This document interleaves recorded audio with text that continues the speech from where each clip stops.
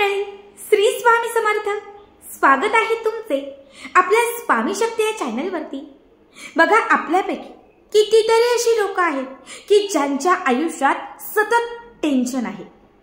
बऱ्याच वेळा आपल्याच घरातली लोक आपल्याला त्रास देतात. बऱ्याच वेळा आपल्या शेजारची लोक आपल्याशी शत्रुत्वाने वागतात. ज्या लोकांवरती आपण मनापासून प्रेम करतो तीच लोक आपला विश्वासघात करतात. बघा, कितीतरी वेळा असं होतं की आपल्या घरात, आपल्या कुटुंबात किंवा आपल्या आयुष्यामध्ये आपल्याला आपलीच जवळची लोक सतत त्रास देत असतात. बऱ्याच वेळा आपल्याला हे टेन्शन सहन होत नाही, हा त्रास सहन होत नाही आणि याच्यावरती काय करावं त्यासाठी आपल्याला मार्गही मिळत नाही. आज या व्हिडिओमध्ये मी तुम्हाला असा एक अत्यंत पॉवरफुल उपाय सांगणार आहे. या उपायाने तुमच्या आयुष्यात ज्या लोकांनी तुम्हाला त्रास दिलाय, जे लोक तुमच्याशी शत्रुत्वाने वागतात, जे लोक तुम्हाला टॉर्चर करतात, जे लोक तुमचा अपमान करतात, जे लोक तुम्हाला सोडून गेलेले आहेत किंवा जे लोक तुमचा विश्वासघात करतात, ते लोक अक्षरशः तुमच्या पायावर येतील. कितीही मोठा शत्रू असेल तो तुम्हाला शरण येईल. या उपायाने तुमच्या आयुष्यात असणारी बाधा, शत्रुबाधा आणि सगळ्यात महत्त्वाचं म्हणजे तुम्हाला जे टेन्शन येत आहे ते कुठेतरी दूर होईल. बघा, प्रत्येक गोष्टीवरती काहीतरी सेवा असते, प्रत्येक गोष्टीवरती काहीतरी मार्ग असतो. पण जेव्हा आपल्याला टेन्शन येतं तेव्हा कुठलाच मार्ग सापडत नाही.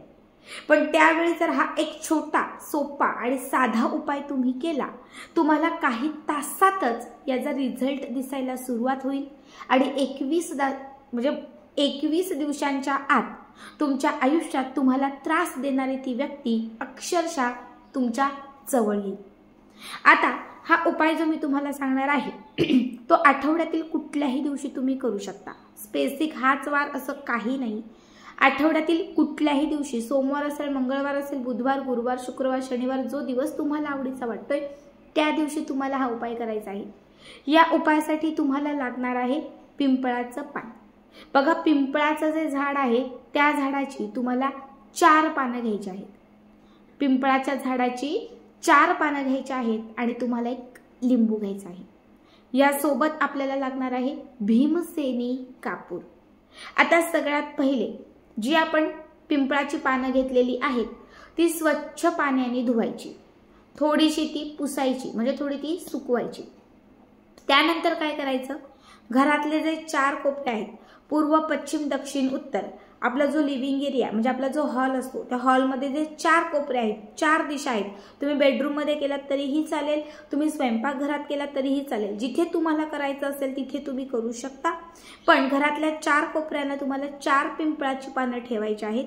पिंपळाची पानं जेव्हा तुम्ही 4ही दिशांना ठेवाल तेव्हा त्या पिंपळाच्या पानावरती तुम्हाला कुंकवाने किंवा हळदीने किंवा हळद आणि कुंकू मिक्स करून त्यात थोडं पाणी घाला, ते ओलं करा आणि उजव्या हाताच्या या बोटाने फक्त त्या पिंपळाच्या पानावरती स्वाहा एवढं एकच शब्द लिहा.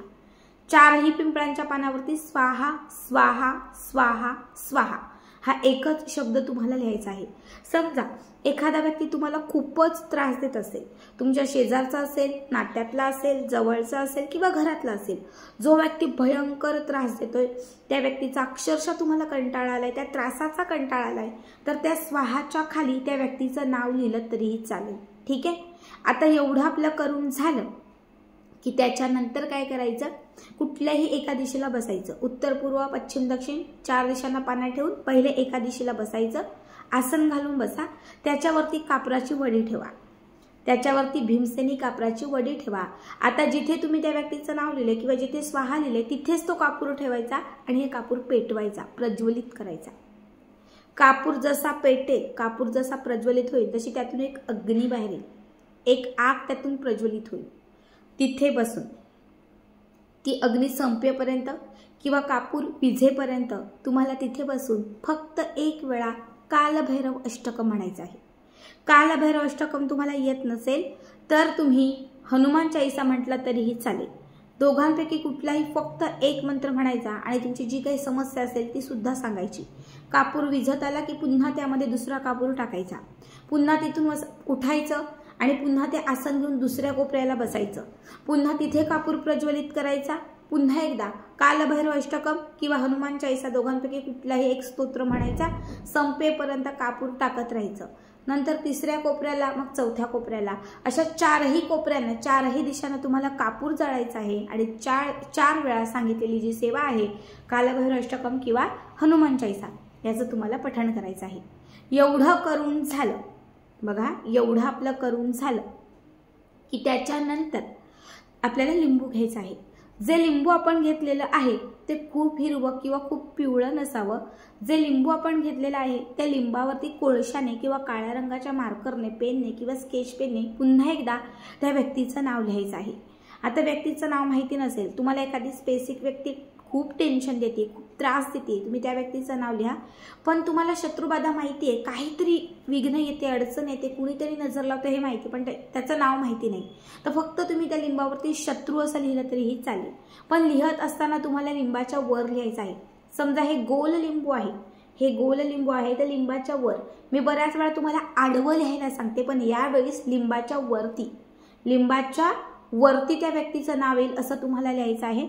नाव लिहिल्यानंतर हे लिंबू घराच्या मुख्य प्रवेशद्वाराच्या वरती ठेवायचं आहे. खाली एखादी प्लेट किंवा मातीचं भांडं ठेवलं पंती तरीही चालेल, त्याच्यामध्ये हे लिंबू ठेवायचं. लिंबू ठेवल्यानंतर त्या लिंबावरचं जे नाव आहे ते छान वरती येईल.